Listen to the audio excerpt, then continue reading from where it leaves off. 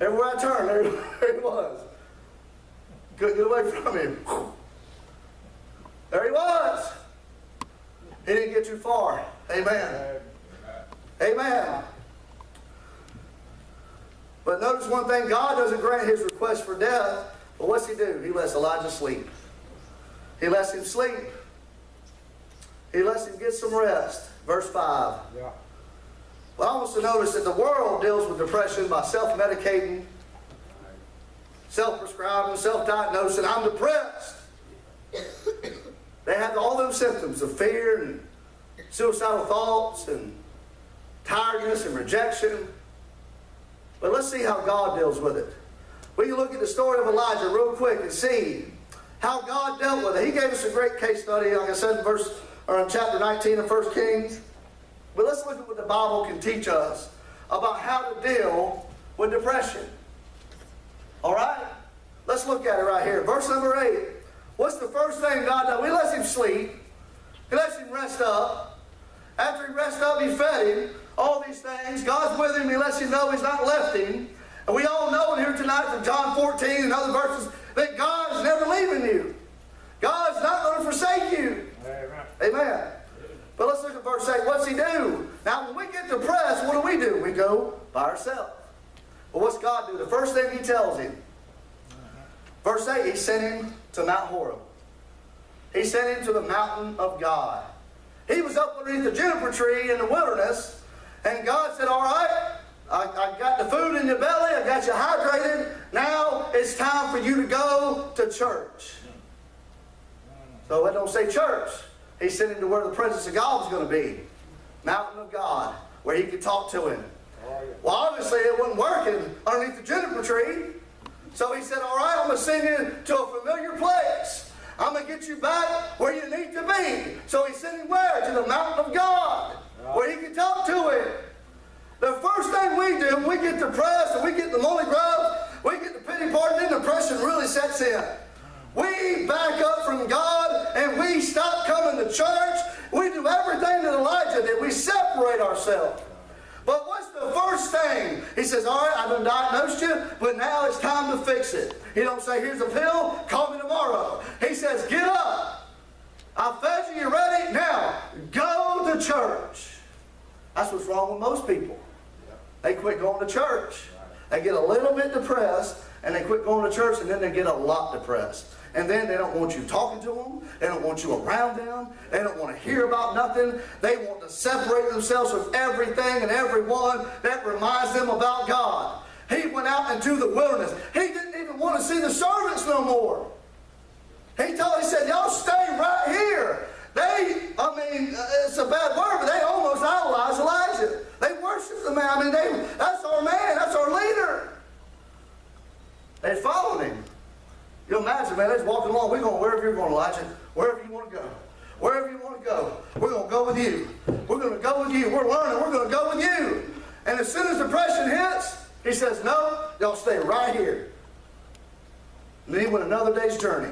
We separate ourselves from even the ones that love us the most. Those servants loved Elijah with everything. They would die for him.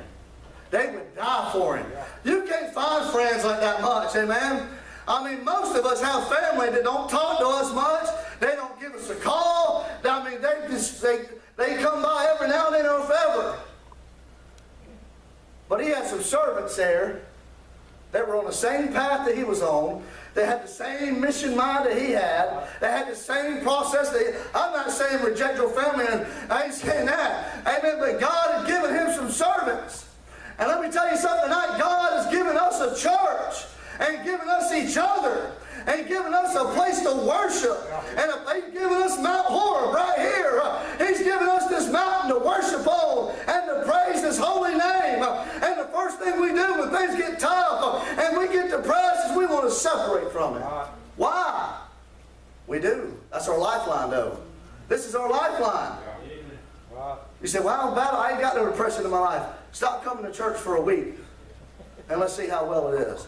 When you don't have these altars to empty out on.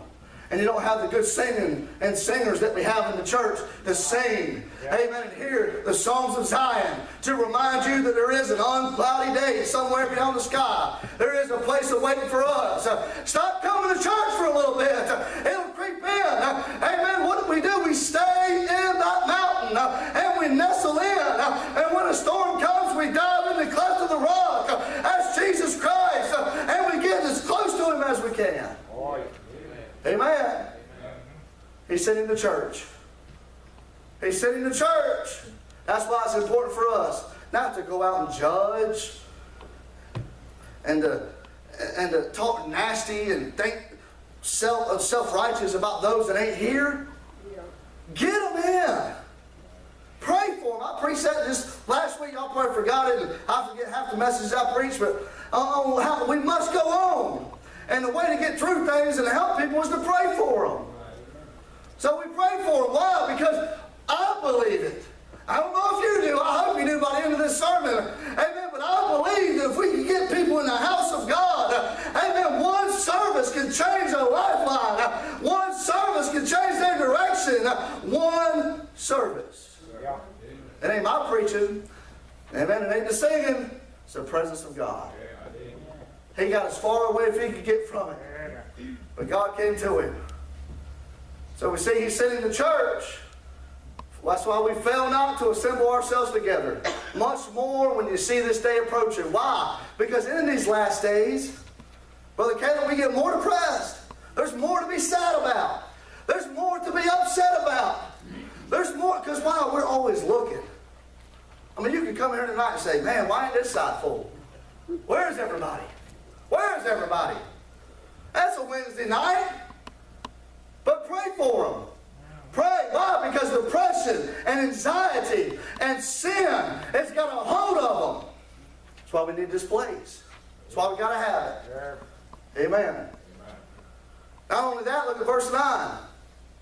It says he came thither unto the cave and lodged there. So once he got him to the mountain, he got him alone. God will single you out in this church. I've had him do it to me over and over again. You'll be sitting here, and God will single you out. He'll do it when salvation comes to your door, and He'll do it when the process of sanctification is pounding at your heart, saying, all right, it's time to start molding into the image that I want you in. But what's he do? He gets him alone. It says the word of the Lord came to him. Where's more likely to hear the word of the Lord? At church. And he said unto him, he asked him a question. What doest thou here, Elijah? Do you think that God needed to know what was going on in Elijah's life? You think that God needed to hear that? He already knew. It's just like when God asked Adam, where art thou? God already knew where Adam was. God already knew what Adam had done. But he had to confess. So not only is he sent him to the house of God, but when we get here, if we're facing depression and anxiety is whooping our tail, what do? We bring it to God and we confess it. You think God needs to, you think we're shocking Him when we come down here and pray and say, God, I'm really going through this? No. But we got to get it out. I mean, any psychiatrist will tell you that. The first step in overcoming something is admitting your problem. Where do you think they got that from? The Bible. Because it's worked for thousands of years. Admitting. That word that you hold in your hand. Admitting what your problem is, where you went wrong, and what is bothering you. Get it out. Because when we come to press, what do? He shut everybody off. So then you're not talking to nobody, and you just got it all bottled up. God wants you to get it out. He said, casting all your cares upon Him, for He cared for you. All of them. So he makes them confess what's wrong. He tells them. Elijah said, I'm the only one left. I'm the only one doing anything. I'm the only one. Everything that we've done, all these people. And I'm the only one left, and now they want to kill me. Now they want to kill me. You see what depression does and anxiety does and fear? Most of the time, fear that's in our life, it's not even true. Or we make it worse than what it really is. Just like hearing them sirens go. Oh, God, just know they're laid over upside down in the ditch. I mean, there's nothing wrong with caring about your youngins. But most of the time, man, nothing wrong. We overinflate the situation. We overanalyze the situation. We make it worse. Yeah. So he lets him know, no, Elijah, what's he do after he confesses? He tells him the truth. He says, I've got 7,000. You can read it for time's sake, we'll move right along. He said, I got 7,000 men, amen, that have not bowed their knee to Baal, nor kissed his image with their mouth. Yep. He said, you think you're the only one? We can look around here and say, where's everybody at? Amen, it'll be full again on Sunday morning. Don't worry about it. Don't let that depress you. And don't worry about where so-and-so's at. Amen, pray for them. A lot of times we'll think, man, I'm the only one, or where's everybody at? We get that way. But he said, hey, you don't know, but I got 7,000 in reserve. God always has a remnant. God always has a remnant. Amen. He's not going to let it run out. It ain't going to get so bad down here before that trumpet sounds and God says, oh, I ran out of people to spread my word. We can't get these last 5 saved because, oh man, I ran out of people. God's always got them. He's got a remnant. 7,000. Then he told him, he said, go unto the kings. He said, anoint one and then anoint the other. The first one, I forgot his name. The second one was Jehu. He said, if anybody gets to that king, Jehu's going to slay them. Jehu's going to take care of them. He says, not only, amen, do I got 7,000 in reserve, but now we're setting up 2 kings that's going to do that which is right, and it's going to protect, amen, anything that comes. I'm putting up protection for you. Yep. See, the problem was not near as big as what he thought. Our depression, our anxieties, we bring it upon ourselves. We make it 10 times worse than it really is. Every time. So he makes him tell him what's wrong. But then God, from verse 11 to verse 18, begins to tell him the truth, the way it really is. What did Jesus say about the truth? The truth shall make you what? Free. Free from what? Free from the bondage of sin. Free from the bondage of depression. Free from the bondage of anxiety. See, we're Christians. I know, I'm not saying that, boy, if you have depression, you have fears, you're not saved. No! But Jesus did not give us the spirit of fear. He gave us what? Peace and joy. So we're not supposed to run around all the time, worried and anxiety and wringing our hands. I ain't saying we won't get there from time to time, but He don't want us to live there. Now this might be a joke, but amen. They said, boy, you like Joel Osteen when he jokes sometimes. But it's true. He don't want us to walk around worried all the time. He didn't give us that spirit that we're afraid of everything around every corner. Man, we're walking like this through life. God don't want us to live that way. He said, well, I'm not going to have a brand new Cadillac and a 3-story house. No, I didn't say that. But we can live life with peace. That's far better to me. Why you want the thing anyways? Somebody's just going to try to steal them. People, they're taking people's stuff and stealing people's stuff. God gave us peace and joy and happiness. Don't let the devil steal that. He knows he can't get your soul, so he goes after our peace of mind. He goes after our joy. Because he knows if he can get us there, we'll never be worth nothing for God. We won't. You remember the peace that overflowed your heart and soul when you got saved? Oh, man. I heard one missionary say he used to be a drug addict. He had been clean 20 years. He said, I remember when I was a teenager, got away from God, or before he got saved, he said, I was shooting up and all these things. He said, but boy, when I got saved, it's like somebody put Jesus in a syringe and they shot it in my veins. He said, ever since, I've been going back and getting the same fix. Why? Because I just can't get enough of it. He said, I'm no longer addicted to drugs, but I'm addicted to Jesus. Amen. That's what God wants us to be, to realize that He's all we'll ever need, and there's nothing too big for Him. Amen. He sent him to the mountain. He told him what was wrong. And God tells him the truth. Jesus said, the truth shall make you free. Verse 15 to 16, what's He do to him after that? God gave him something to do. Look at verse 15. It says, and the Lord said unto him, go, return on thy way to the wilderness of Damascus. And when thou comest, anoint Hazael to be king over Syria. Then he tells him about Jehu. God, the last thing he does to finish up his depression and to clear him of it, to cure him of it. They say, well, is he going to get sick again? Is he going to get depression again? We're likely to get depression again. But we need to be reminded of how God laid out a perfect case study for us in 1 Kings 19. Go back to where it started. What's he do? He gives him something to do. When we get depressed, we just sit there in our spot. We'll stay in that place and we don't want to do nothing. Nothing. He says, all right, you've ate, you drank, you got your strength, get up and return back the way you came. What do we do lastly? We go back to where it all started. We get back to our first love. We get back to where we fell in love with Jesus. We remember how sweet he is, how great he is, and we were reminded that there's nothing too big for God. He said, go back the way you came.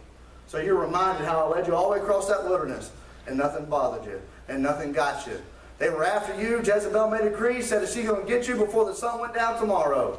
And you're still alive, Elijah. You're still alive. Boy, sometimes we think it's all over. It's all said and done. But lo and behold, the next day comes. Lo and behold, another day comes. Lo and behold, you've seen 3 sunsets, amen. And Elijah was still alive.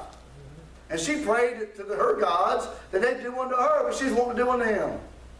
If he wasn't dead by the morrow. But she got hers though, didn't she? Amen. So we see, as I close, Brother Philip, you come on, and Miss Heather, you come sing an invitational song if you can. It said God sent him to Mount Horeb in verse 8. He makes Elijah confess. God tells him the truth. Truth makes us free, and then God gives him something to do. When we sit idle, we come in jeopardy of facing depression. When we feel like we're down and lowly, do something. Get up. You ever just get that feeling around the house? I got to get out of the house for a minute. I got to go outside. I got to get out of this place that I'm in. You ever get tired of sitting somewhere in one place? I do. I mean, we go either to a restaurant or something, they'll say it'll be 15 minutes. I'm tired of sitting there after 3. I want to get up, walk around. Here, let me know when that thing vibrates. I'm going outside. That's the way we got to be, though. We can't sit idle. We got to get up and do something. Go do something for God. He's already told us to go into the highways and hedges. He said, boy, I've got depression. Get up and do something. You'll work it out of your system most of the time. But when we sit idle, our mind runs. And we sit and think, what if I didn't? Or I wonder if. I hope that so-and-so didn't think I didn't like them when I didn't shake their hand. Or, all these little petty things become so big. And stop listening to everybody else and listen to God. Listen to God. Get your eyes and your ears off of other people's mouths and get back to the one that can tell you the truth. Because God ain't never going to lie to us. Sometimes it's the cold hard truth. Other times it's the sweet truth. I read a story about J.C. Penney. Most of you know him. I mean, there's a little town right down the road here named about him. J.C. Penney, no doubt a wealthy man. But you know, as he was getting started, he overextended in the mid-20s, the late 20s there, and the Great Depression hit. He was so overextended and worried about his investments that the banks were calling their loans way earlier than what they had already agreed to. So they were coming after their money. And he had thought, man, I worked all my life and worked hard up to this point to get this thing going. And right before I really get expanded across America, I'm going to lose everything I work for. Nothing makes us more depressed than money, by the way. Money. Why? Because we allow ourselves to fall in love with it. We do. We're all guilty of that. Now, there's nothing wrong with having it. If you get tired of having it, stow it on my way. I'll see how long I can carry it before I fall in love with it. Nothing wrong with having money. There's something wrong with loving it. Loving it. When it becomes first, that's when you love it. When it gets in the way of God, that's when you love it. Amen. But he was so worried about losing everything he had. They said that J.C. Penney got so depressed that he was hoping to die. He had checked himself in